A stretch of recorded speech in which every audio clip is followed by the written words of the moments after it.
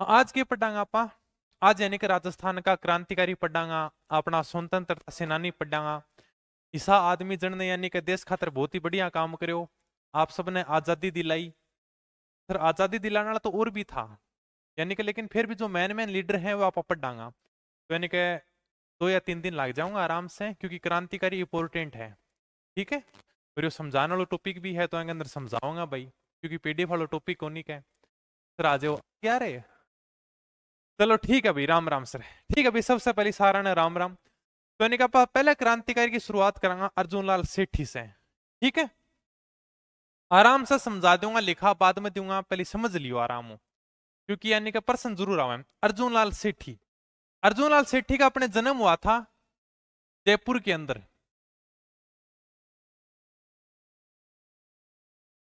जयपुर के एक जैन परिवार में जन्म हुआ था इनका।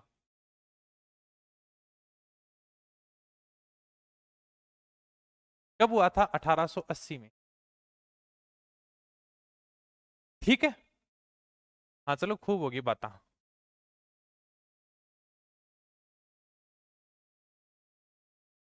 रोहित सर नमस्ते। चलो भाई का रोहित सर की श्रेणी ठीक है भाई का। हिंदी की क्लास कल से शुरू हो जाएगी। गुरुजी थोड़ा काम कर डाबिया व्यू के अंदर।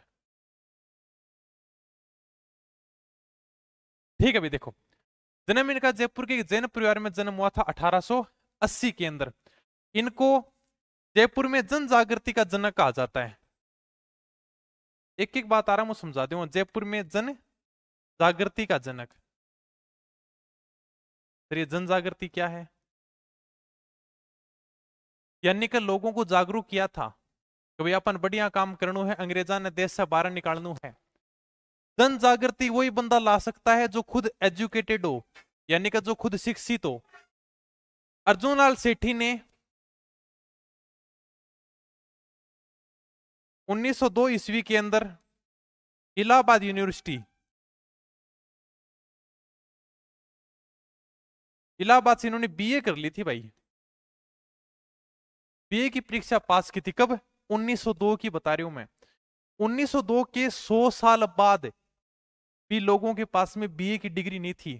हकीकत बात है, 1902 के अंदर यानी इन्होंने बीए की परीक्षा पास कर ली थी। क्या कितनी बड़ी बात है? क्या देखोगे कहाँ गई? चलो। हाँ। अब यानी कि जयपुर के शासक उस समय थे माधो सिंह सेकंड।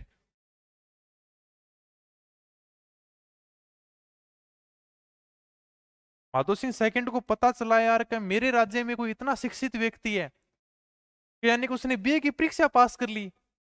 माधो सिंह खुद अंगूठा छाप, और यानी कि 1902 में बीए की परीक्षा पास कर ली।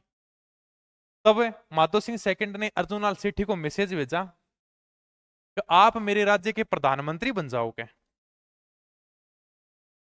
अलग अलग बातें आती है। कोई तो ये कहता है कि इन्होंने राज्य के प्रधानमंत्री का पद दिया था। कोई कहता है अपने चोमू अपने जयपुर में है, वहां की जिलाधीश का पद दिया था। हालांकि कोई नहीं पूछेगा, लेकिन यानी माधो सिंह सेकंड ने कहा था कि मेरे राज्य का प्रधानमंत्री बन जाओ।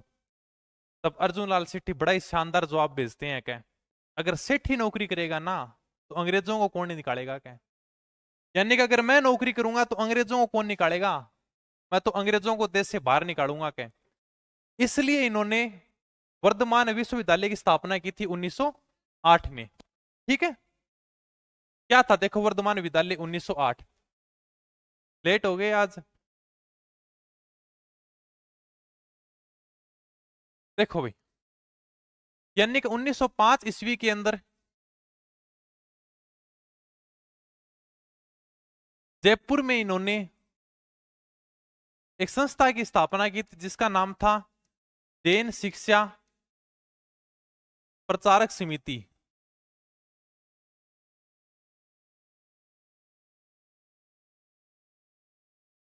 ठीक है। 1905 के अंदर था क्या?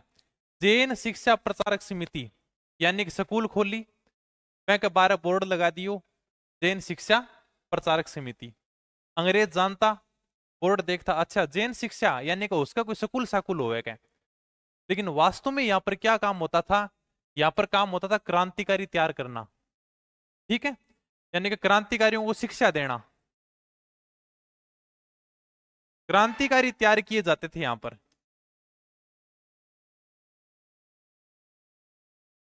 इसके अंदर यानी कि देश से बड़े बड़े क्रांतिकारी जुड़ने लगे, जैसे अपने जोरावर सिंह बारठ है, प्रताप सिंह बारठ है, माणक चंद है, मोती चंद है, विष्णु दत्त है, इसी स्कूल में पढ़े थे सारे के सारे। ठीक है। अब यानी कि जब बड़े बड़े लोग जुड़ने लगे, तब अर्जुनलाल सेठी ने इसका नाम चेंज कर दिया। पहले नाम था जैन शिक्षा प्रचारक समिति, यानी कि सिर्फ जैन के नाम पे था। 1908 ईस्वी के अंदर इन्होंने नाम कर दिया जैन वर्धमान विद्यालय। ठीक है। तो यानी कि बढ़िया काम कर रहे थे। अब सीधी सी बात है, क्रांतिकारियों ने क्रांति शुरुआत करने के लिए हथियार चाहिए, हथियार खरीदेंगे तो पैसे लगेंगे। अब इनके पास पैसे थे नहीं, बंदा एकदम बढ़िया एजुकेटेड भी था, पढ़ाई भी बढ़िया करी, 1902 में बीए की परीक्षा पास कर ली, लेकिन पैसे नहीं। उस टाइम पैसे किसके पास थे?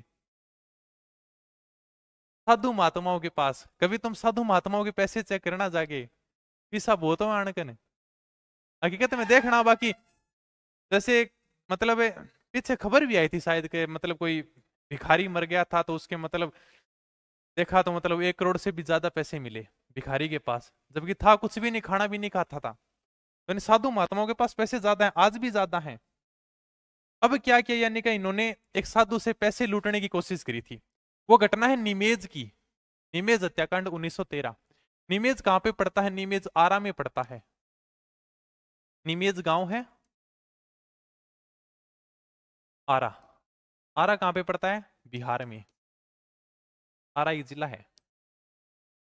वहां पर एक साधु कह दो या महंत कह दो, एक ही बात है। ठीक है।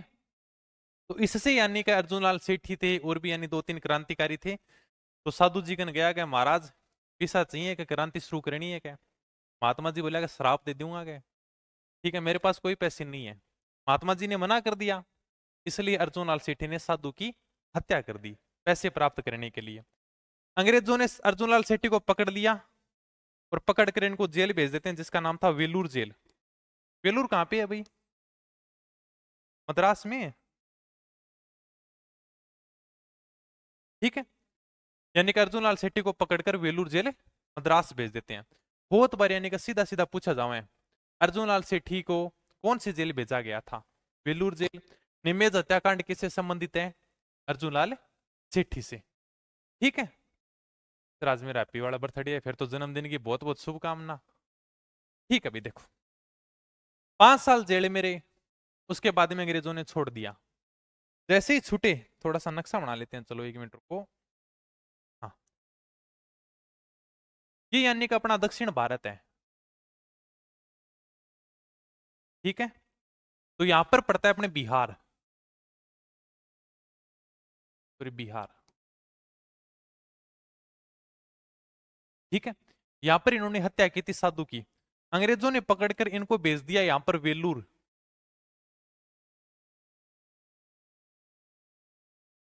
वेलूर जेल मद्रास में। ठीक है। 5 साल जेल में रहे। उसके बाद में जब ये जेल से छूटे और जब वापस आ रहे थे राजस्थान की तरफ, तो यहां पर पड़ता है महाराष्ट्र।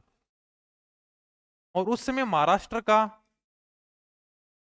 सबसे बड़ा क्रांतिकारी कौन था? लोकमान्य बाल गंगाधर तिलक। तो लोकमान्य बाल गंगाधर तिलक ने अर्जुनलाल सेठी का बड़ा ही शानदार स्वागत किया। ठीक है। इसके बाद में यहां पर ये राजस्थान आ गए। राजस्थान में भी अजमेर आ गए। कहते हैं इन्होंने मुस्लिम धर्म को अपना लिया था। उसके बाद में मुस्लिम बच्चों को अरबी सिखाते थे। ठीक है, लास्ट टाइम का मैंने अरबी सिखाता, क्योंकि अच्छे पढ़े लिखे थे। अरबी सिखाते वहीं पर इनकी मृत्यु हो गई। हिंदू थे, फिर भी इनको दफना दिया गया। इनकी मृत्यु पर एक पंडित सुंदरलाल ने कहा है, अर्जुनलाल सेठी की मृत्यु पर पंडित सुंदरलाल ने कहा है कि यानी कि अर्जुनलाल सेठी है ना, दधीची जैसा त्याग और दृढ़ता लेकर जन्मे थे, और उसी दृढ़ता के साथ उन्होंने मृत्यु को गले लगा लिया। दधीची कौन थे? कोई जानता है दधीची? महर्षि दधीची। कहानी कौन सुनी आपने 7वीं 8वीं क्लास के अंदर? बतानी पड़ेगी कहानी। अरे कहानी नहीं देखी क्या? चलो बता देते हैं, थोड़ी सी महर्षि दधीची की कहानी बता देते हैं। ठीक है। एक बार क्या होता है, इंद्रलोक में, इंद्रलोक का राजा कौन है? इंद्र है। तो इंद्र के ऊपर एक राक्षस ने आक्रमण किया था जिसका नाम था वर्तासुर। ठीक है, वर्तासुर ने इंद्र को पराजित कर दिया और इंद्रलोक पर अधिकार कर लिया। इंद्र युद्ध हार गया। युद्ध हारते इंद्र भागकर गया ब्रह्मा विष्णु महेश के पास, यानी कि भगवान शिव जी के पास गया। शिव जी ने कहा यार तेरे तो डेली डेली को काम है, तेरे ऊपर कोई ना कोई आक्रमण कर दे हुए, तो इंद्रलोक की रक्षा कर कौन पावे, और हमेशा मार कर ना जाओ, मैं तो कोई मदद कौन करा। विष्णु जी के पास गया, विष्णु जी ने भी कोई मदद नहीं की। ब्रह्मा जी के पास गया, ब्रह्मा जी ने भी मना कर दिया। इंद्र ने कहा महाराज कुछ तो करोगे, अगर आप सहायता नहीं करोगे कोई उपाय तो बताओ मेरे को, क्या आपने पूरी सृष्टि की रचना की है क्या। तब ब्रह्मा जी ने कहा चलो मैं उपाय बता देता हूं। धरती के ऊपर महर्षि दधीचि नाम के एक ऋषि रहते हैं, इनके पास जाओ, इनसे सहायता मांगो, तो ये मेरी क्या हेल्प करेंगे क्या। यानी कि दधीचि की हड्डियों में इतना तेज है, दधीचि की हड्डियों में इतना त्याग है, अगर ये अपनी हड्डियां दे देते हैं और उससे एक हथियार बनेगा वज्र हथियार, उस हथियार से इस राक्षस का अंत हो सकता है क्या। इंद्र को शर्म आई, महर्षि दधीचि के पास जाए नहीं मदद मांगने के लिए। क्यों सर? क्योंकि इंद्र की और दधीचि की आपस में बनती नहीं थी। बनती क्यों नहीं थी?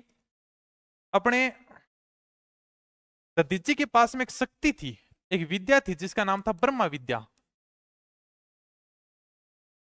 इस ब्रह्मा विद्या को प्राप्त करने के लिए इंद्र एक बार दधीचि के पास में आता है, तो आपके पास में जो विद्या है ना ब्रह्मा विद्या, तो वो मेरे को सिखा दो क्या।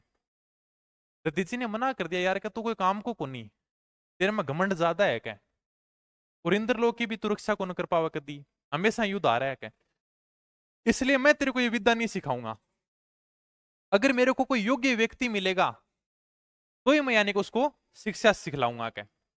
इंद्र नाराज हो गया, इंद्र गुस्से में आ गया, और इंद्र ने गुस्से में आकर दधीचि को कहा आप जिसको भी ये अगर ये ब्रह्मा विद्या सिखाओगे ना तो मैं आपका सिर धड़ से अलग कर दूंगा क्या, सिर काट दूंगा। अब यानी कि इंद्र ये बात कह के चला गया। थोड़े दिनों के बाद में इंद्रलोक से एक व्यक्ति आया जिसका नाम था अश्विनी। अश्विनी ने आकर दधीचि को कहा कि आपके पास में जो ब्रह्मा विद्या वो मुझे सिखाओ क्या।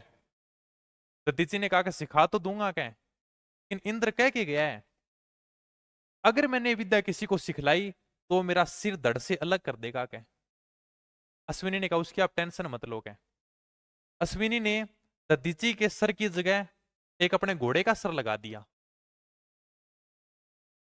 ठीक है, घोड़े का सर लगा दिया। अब अगर इंद्र आएगा तो यानी कि घोड़े का सर काट के चला जाएगा। अश्विनी ने ब्रह्मा विद्या सीख ली, इंद्र को पता चला, इंद्र आया और दधीचि का सर काट दिया। सर किसका काटा? घोड़े का। उसके बाद में अश्विनी ने इनका मूल सर वापिस से लगा दिया। ठीक है, अब यानी कि ये बात पहले थी, अब इन दोनों के आपस में बनती नहीं, दधीचि की और इंद्र की।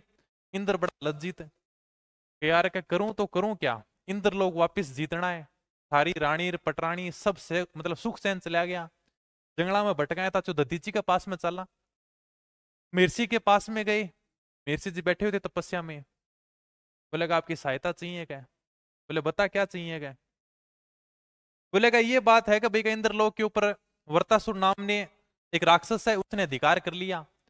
ब्रह्मा जी ने कहा है अगर आप अडियों का त्याग करोगे ना, उससे मैं एक वज्र राक्षस मतलब वज्र हथियार बनाऊंगा और फिर इसी राक्षस को मार पाऊंगा क्या। तो दधीचि ने कहा चलो ठीक, अगर मानव कल्याण में अगर मेरी हड्डियां काम आती हैं तो मैं बिल्कुल त्याग कर दूंगा, कोई दिक्कत नहीं है। इसके बाद में कहते हैं दधीचि ने अपने शरीर का त्याग कर दिया, इन हड्डियों से एक वज्र हथियार बनाया गया और उस हथियार से उत्तरासुर नामक राक्षस का वध किया गया। ये कहानी है, देखना मिल जाएगी 7वीं 8वीं क्लास में।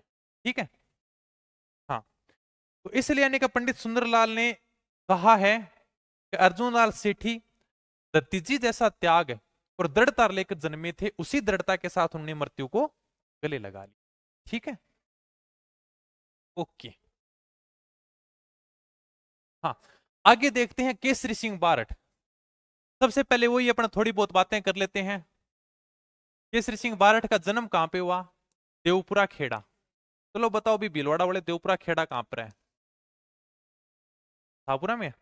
देखा है किसी ने? है क्या कोई गांव गांव है, कोई खेड़ा है? तो फिर शाहपुरा कैसे सुना? हाँ, शाहपुरा के बारे में थोड़ा सुना तो है, चलो ठीक है क्या। हाँ, तो यानी इनका जन्म हुआ था देवपुरा खेड़ा, देवपुरा खेड़ा अपने शाहपुरा में ही है। शाहपुरा भीलवाड़ा के अंदर इनका जन्म होता है। कब होता है सर? 1872 को। ठीक है। जन्म हालांकि शाहपुरा भीलवाड़ा में होता है, लेकिन इनकी कर्म भूमि कोटा ही रही थी। सारा का सारा जो काम किया था ना, वो इन्होंने कोटा से किया था। ठीक है। अगर बात करूं मैं केसरी सिंह बारठ की, तो एकमात्र ऐसे क्रांतिकारी हैं जिन्होंने आजादी के लिए अपने पूरे परिवार को झोंक दिया। खुद आजादी में थे, यानी स्वतंत्रता सेनानी थे। भाई जोरावर सिंह बारठ, वो भी स्वतंत्रता सेनानी था। लिख देता हूं चलो। भाई का नाम था जोरावर सिंह बारठ।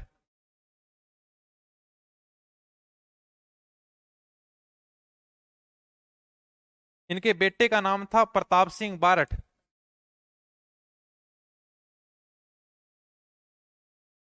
आपस में क्या हो गए दोनों ये?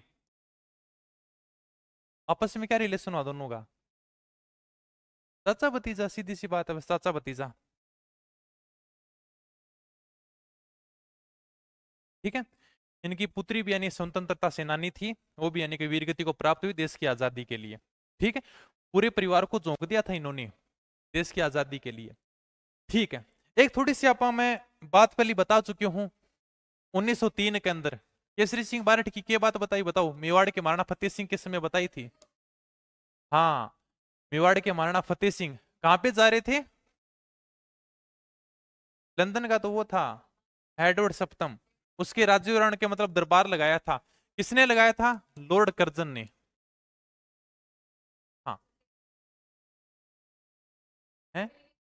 हाँ, यानी कि गवर्नर जनरल वायसराय उस समय भारत का था लॉर्ड कर्जन। इस लॉर्ड कर्जन ने दरबार लगाया था एडवर्ड सप्तम के राज्य के दौरान, यानी कि दिल्ली जा रहे थे उस समय, ट्रेन से जा रहे थे। केसरी सिंह बारठ को इस बात का पता चलता है कि यार कि अपने महाराणा फतेह सिंह है वो अंग्रेजों में शामिल होने के लिए जा रहे हैं। ठीक है। कौन जा रहे हैं? महाराणा फतेह सिंह।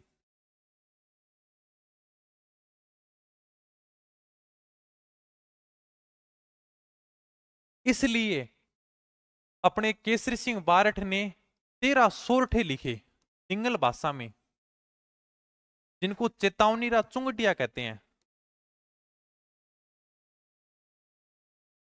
कहते हैं गोपाल सिंह खरवा के हाथों भिजाए थे, मत ध्यान रखना। चेतावनी रा चुंगटिया, यानी कि मेवाड़ के महाराणा फतेह सिंह को चेतावनी दी गई थी तो आपका यानी कि इतना गौरवशाली इतिहास रहा है, आपके मतलब महाराणा सांगा, महाराणा प्रताप, महाराणा कुंभा, और आप अंग्रेजों के साथ जा रहे हो क्या? तो यानी कि डिंगल भाषा में सोरठे भेजे थे, दोहे भेजे थे, जिनको यानी चेतावनी रा चुंगटिया कहते हैं। कहते हैं ये दोहे सुनकर, ये पत्र पढ़कर मेवाड़ के महाराणा फतेह सिंह दिल्ली दरबार में नहीं जाते और वहीं से यू टर्न ले लेते हैं, यानी कि वापिस आ जाते हैं। ठीक है, थोड़ा सा ये ध्यान रखना। 1910 के अंदर इन्होंने वीर भारत सभा की स्थापना की थी। ये बहुत बार पूछा गया है। एक सभा की स्थापना की थी बस क्रांतिकारियों को जोड़ने के लिए। ठीक है। सहयोगी थे गोपाल सिंह खरवा, ये अपने अजमेर के निवासी थे। दिखा दूंगा नोट्स में, कोई बात नहीं। गोपाल सिंह खरवा के ऊपर डाक टिकट भी जारी हो चुकी है 30 मार्च 1989 को।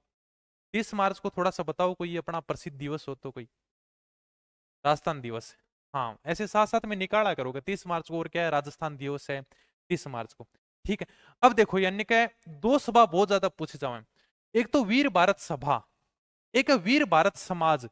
उसकी भी स्थापना 1910 ईस्वी में हुई थी। वो थी वीर भारत समाज। वीर भारत सभा की स्थापना केसरी सिंह बारठ ने की, और वीर भारत समाज की स्थापना विजय सिंह पथिक ने की। सर कैसे याद रखेंगे? बहुत इजी है। समाज में कितने अक्षर हैं? 3। विजय में कितने? 3। पथिक में कितने? 3। बस हो जाएगा। ठीक है, ये लो, ये आपने थोड़ी सी बात थी। अब वही बात, केसरी सिंह बारठ क्रांति तो कर रहे, लेकिन उसके लिए पैसा चाहिए। पैसा कहाँ मिलेगा? साधु महात्माओं के पास। सीधी सी बात है, पैसा साधु महात्माओं के पास ही था, बाकी किसी के पास पैसा नहीं था। इसलिए जोधपुर के एक साधु थे जिसका नाम था प्यारेलाल। ठीक है, तो केसरी सिंह बारठ अपने 2-3 आदमियों को भेजते हैं कि यार अपने जोधपुर में एक साधु है प्यारेलाल, उसके पास में पैसे बढ़िया है क्या, उसको उठा के ले आओ क्या। ठीक है, तो यानी कि इसके सहयोगी जाते हैं जिनका नाम था सोमदत्त लहरी, रामकरण। ठीक है, और जोधपुर पहुंच जाते हैं। जोधपुर जाकर साधु प्यारेलाल जी से मिलते हैं और इनको बहला फुसलाकर किसी न किसी प्रकार से कोटा ले आते हैं केसरी सिंह बारठ के पास। कहते हैं कि केसरी सिंह बारठ ने आपको याद किया है क्या, आपकी बढ़िया आवभगत करेंगे क्या, बढ़िया खाणो वाणो खिलाऊंगा क्या, आप चलो क्या। तो इन्हें प्यारेलाल जी को बहला फुसलाकर कोटा ले आए दोनों व्यक्ति। केसरी सिंह बारठ ने आते ही कहा कि महाराज पैसे चाहिए क्या। बोले पैसे तो है ही नहीं क्या, हम साधु महाराज के पास क्या पैसे क्या, हम तो फकीर आदमी है, झोला उठाकर चल पड़ेंगे क्या। केसरी सिंह बारठ ने कहा ये डायलॉग और किसी को सुनाना क्या है, पैसे आपके पास ही है क्या। बंदे ने मना कर दिया क्या, मना कर दिया तो केसरी सिंह बारठ सीधी सी बात है इसकी हत्या करेंगे क्या। इसलिए इसके अंदर प्यारेलाल नाम का व्यक्ति, प्यारेलाल व्यक्ति क्या है मतलब साधु, ये मारा जाता है। अंग्रेजों को पता चला कि भाई साधु की हत्या कर दी गई, इसलिए केसरी सिंह बारठ को पकड़कर हजारी जेल भेज देते हैं। हजारी अपने बिहार के अंदर है, लिखा होगा शायद, मैंने आगे देखता हूं, 1 मिनट, नहीं लिख रहा, चलो कोई बात नहीं। ठीक है, हजारीबाग एक जेल है अपने बिहार के अंदर, वहां पर केसरी सिंह बारठ को भेज देते हैं। 4-5 साल जेल में रहे, उसके बाद में आजाद हो जाते हैं। थोड़ो शरीर बुढ़ो हो गयो, के बाद में कोटा के माणक महल में रहे थे।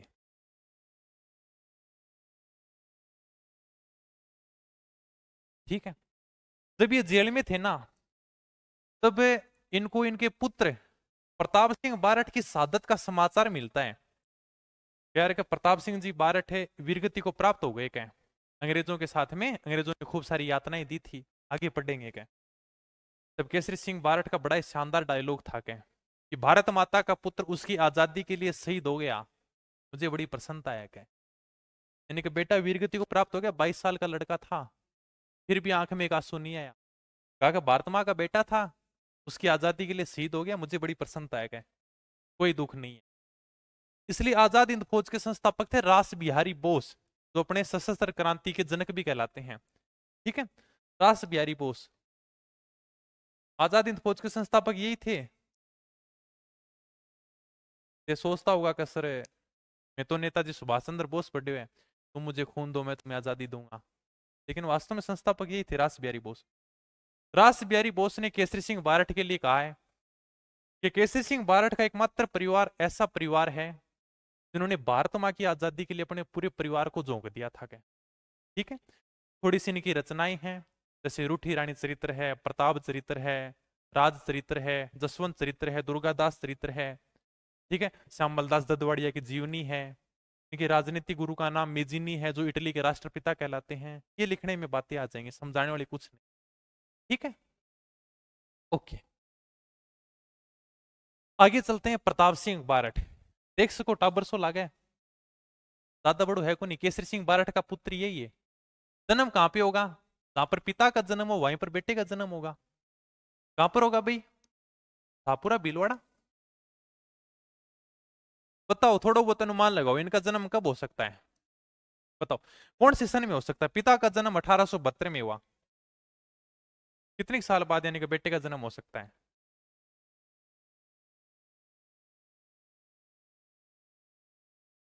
हाँ लगभग देख लो, 1872 के अंदर पिता का जन्म हुआ। ठीक है, तो देख लो मतलब 20-21 साल बाद में बेटो जामे। ठीक है, यानी कि पिता भाई 20-21 साल का हो गया तभी तो बेटे का जन्म होगा, तभी शादी वादी करेंगे क्या। तो 1872 में 21 साल जोड़ दो, शादी के लिए उम्र कितनी चाहिए, 21 साल। 1872 में 21 जोड़ो, कितने आएंगे, 2 1 3 7 दोनों, 1893 में इनका जन्म होता है। ठीक है, इन्होंने शिक्षा कहां से ली थी, वर्धमान विद्यालय से, वही अपने अर्जुनलाल सेठी वाला। ठीक है। अब यानी कि इधर प्रताप सिंह बारठ और इनका चाचा था जोरावर सिंह बारठ। ठीक है। दोनों यानी कि चाचा भतीजा प्लान करते हैं। उसमें भारत का वॉइसरॉय था जिसका नाम था लॉर्ड होर्डिंग। यार इस होर्डिंग को मारें क्या? ठीक है, नहीं भारत का सबसे बड़ा अंग्रेज अधिकारी, इसको मारेंगे क्या? अब दोनों चाचा भतीजा प्लान करके इनको सूचना मिली कि यार 23/12/1912, 23/12/1912 को दिल्ली के चांदनी चौक में लॉर्ड हार्डिंग का जुलूस निकलेगा क्या? चाचा भतीजा ने प्लान किया उस जुलूस को अपन बम से उड़ा देंगे और लॉर्ड हार्डिंग है वहीं पर मारा जाएगा क्या? ठीक है। हालांकि इस योजना में सफल नहीं होते। देखो ये यानी कि जुलूस निकल रहा था, उस समय सबसे बड़ा अंग्रेज अधिकारी था जिसका नाम था लॉर्ड हार्डिंग, वॉइसरॉय था ही उस समय। ठीक है। कौन कौन थे? प्रताप सिंह बारठ, इसको दिल्ली षड्यंत्र के नाम से जाना जाता है। 23/12/1912 की घटना है ये। जुलूस निकल रहा था इनका, हाथी के ऊपर बैठे थे, एक समारोह था। ठीक है। इसके अंदर थे प्रताप सिंह बारठ,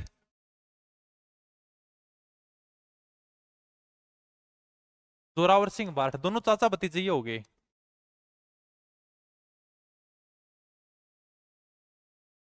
और साथ में और भी क्रांतिकारी थे। ठीक है। तो ये क्या है कि जैसे दिल्ली का चांदनी चौक है, तो फिल्म देखिए क्या, चांदनी चौक टू चाइना, आगे क्या है, देखा ना तूने कभी आई ना, ऐसे ही है वो शायद, है ना?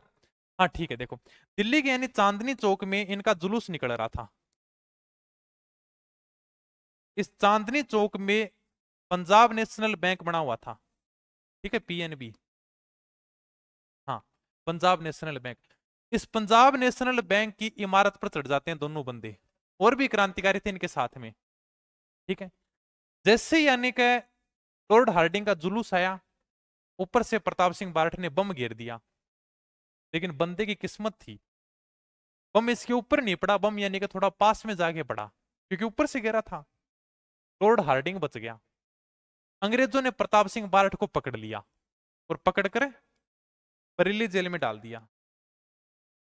झुमका गिरा रे बरेली के बाजार में, है ना? तो यानी किसको पकड़कर बरेली जेल में डाल दिया। जोरावर सिंह बारठ भाग गया और कभी अंग्रेजों के हाथ नहीं आया। जोरावर सिंह बारठ ने अपना नाम रख लिया था बाद में अमरदास वैरागी।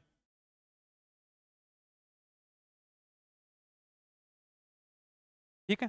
अंग्रेजों के कभी हाथ नहीं आया, इसलिए जोरावर सिंह बारठ को राजस्थान का चंद्रशेखर भी कहते हैं।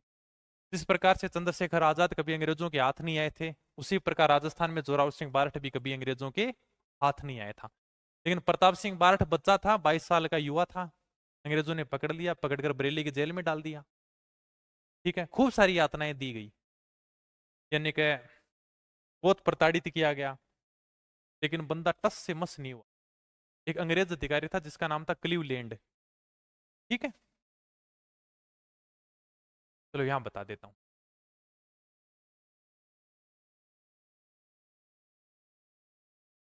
इस अंग्रेज अधिकारी क्लीवलैंड ने प्रताप सिंह बारठ को खूब सारी यातनाएं दी, खूब तड़पाया।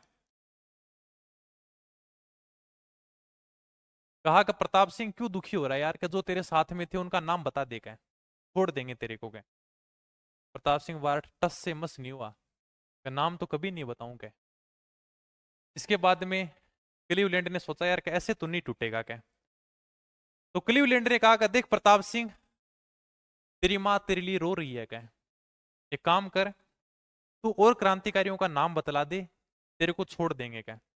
तो प्रताप सिंह बारठ बड़ा ही शानदार जवाब भेजते हैं कि मेरी माँ रोती है तो रोने दो क्या, मेरी माँ को हंसाने के लिए मैं हजारों माओं को नहीं रुला सकता क्या। इतनी घोर सारी यातनाएं से 22 साल का युवा यातनाएं सहन करके वीरगति को प्राप्त हो गया, लेकिन यानी कि मुंह से किसी भी क्रांतिकारी का नाम तक नहीं बताया गया। ठीक है। और ताना यानी कि 22 साल के युवा के अंदर तय हो गया कि सर मानवे से डर लगे, जीके से डर लगे, इंग्लिश से डर लगे, हिंदी में डर लगे। और ये देखो कि 22 साल की युवा में इतनी सारी यातनाएं सहन कर गया। ठीक है। तो इनको भी देखो रे, इन्होंने भी जिंदगी जी थी देश के लिए क्या। यानी कि बड़ा ही शानदार जवाब था कि अगर मेरी माँ रोती है तो रोने दो क्या है? मेरी माँ को हंसाने के लिए मैं हजारों माओं को नहीं रुला सकता। अगर मैंने क्रांतिकारियों का नाम बता दिया ना तो मेरी माँ हंस लेगी, लेकिन मेरी एक की माँ हंसेगी क्या, बाकी हजारों माँ रोएंगी पीछे गए। ठीक है। सेठ दामोदर दास राठी। राठी वहीं की है जहां की लाठी है। लाठी कहां पे, लाठी सीरीज कहां पे है?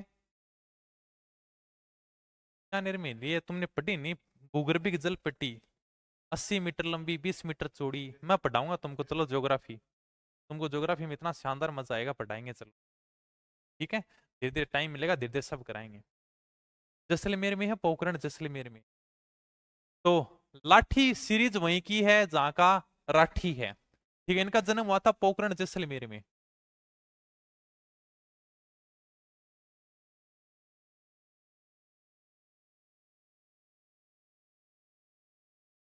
ठीक है, कर्म भूमि इनकी ब्यावरी रही थी।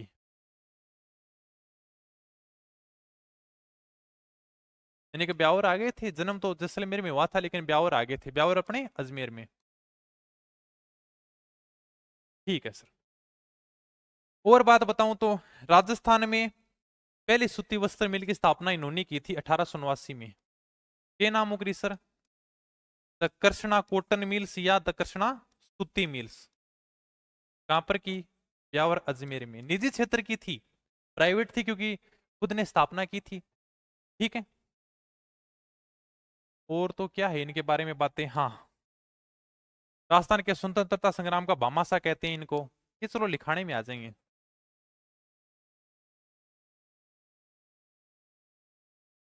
संग्राम का भामाशाह कहते हैं इनको। एक बात और होगी बस, ब्यावर में सनातन धर्म में विद्यालय की स्थापना की थी, वो चलो लिखा देंगे। ठीक है, ज्यादा इनकी बात नहीं है, ये थोड़ा सा ध्यान रखना, ये बहुत बार पूछेगी एग्जाम में।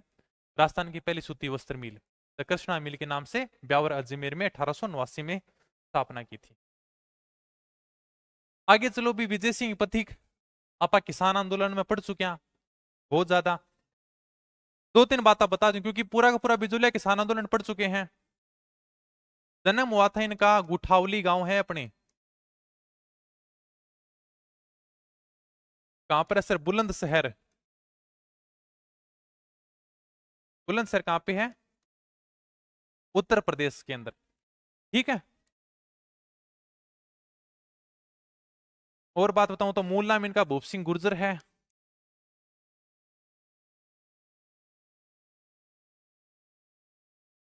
हुआई की बात, 1910 में वीर भारत समाज की स्थापना की थी इन्होंने।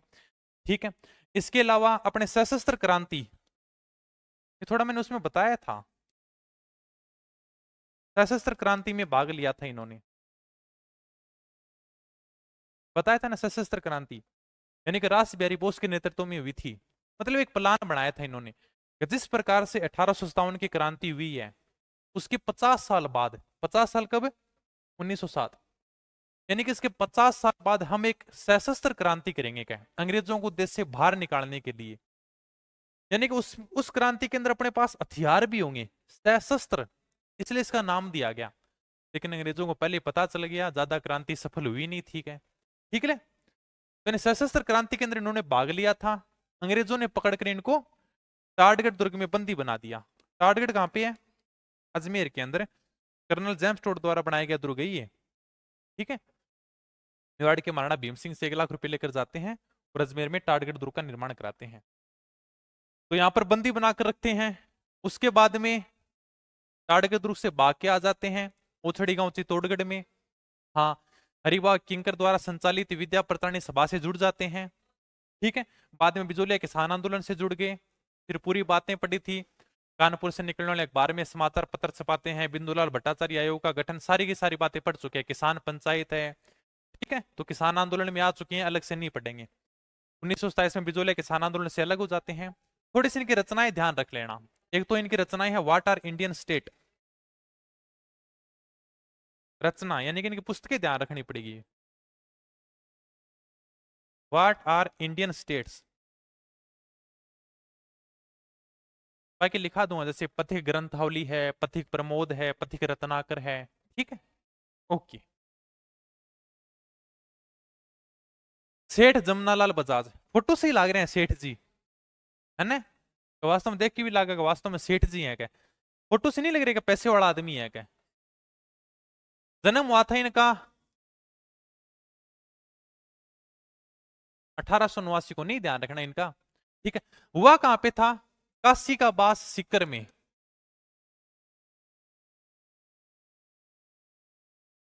काशी का बास कहां पर है? सीकर के अंदर है, ठीक है।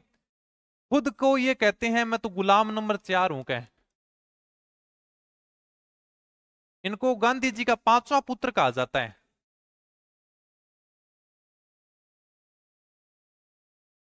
सर गुलाम नंबर 4 क्यों कहते हैं? अपने आप को गुलाम नंबर 4 कहते थे कि पहला गुलाम अपना भारत है अंग्रेजों का, उस समय था। दूसरा गुलाम सीकर है। तीसरा गुलाम सीकर का राजा है। और चौथा गुलाम मैं खुद हूं कह, ठीक है। इसलिए गुलाम नंबर 4 कहते थे। गांधी जी का 5वां पुत्र है। गांधी जी का 4 पुत्र गुणा बताने की कोई जरूरत को नहीं है, ठीक है। कोई काम तो शुक्रिया को नहीं जो आप बतावा क्या, इसलिए खुद को कहते हैं कि मैं गांधी जी का 5वां पुत्र हूं क्या। यानी कि 1920 के अंदर कांग्रेस का नागपुर अधिवेशन हुआ था।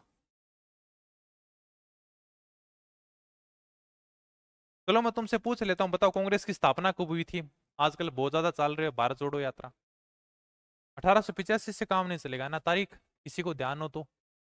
28 दिसंबर 1885 को बंबई में हुई थी, चलो ठीक है। 1920 के नागपुर अधिवेशन, ठीक है। इस नागपुर अधिवेशन के अंदर महात्मा गांधी ने जमनालाल बजाज को अपना 5वां पुत्र कहा था। अंग्रेजों ने खुश होकर जमनालाल जी को एक उपाधि दी थी, राय बहादुर, ठीक है। राय बहादुर की उपाधि से सम्मानित किया। बंदे ने कहा तुम्हारी उपाधि की मेरे को कोई जरूरत नहीं है, कह वापिस लौटा दी, तो ले जाओ इसको, कह ठीक है। इसके अलावा थोड़ा सा और बताते तो एक दो बातें, बाकी लिखाने में आ जाएंगी, क्या ठीक है। महात्मा गांधी का एक समाचार पत्र निकलता था हिंदी के अंदर, जिसका नाम था नवजीवन। इसको आर्थिक सहायता जमनालाल बजाज ने दी थी, यानी कि पैसे दिए थे। सेठ जी हाँ बढ़िया, यानी कि पैसे वैसे थे, कोई दिक्कत ही नहीं थी। एक अपने राजस्थान सेवा संघ का अखबार निकलता था, राजस्थान केसरी। इसको भी आर्थिक सहायता जमनालाल बजाज जी ने दी थी, ठीक है।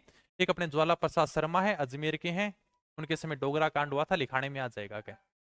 चलो लिख लें फिर, आज इतने ही पढ़ेंगे, 1-2 दिन में कंप्लीट हो जाएंगे। कुछ समझ में आया? चलो ठीक है भाई।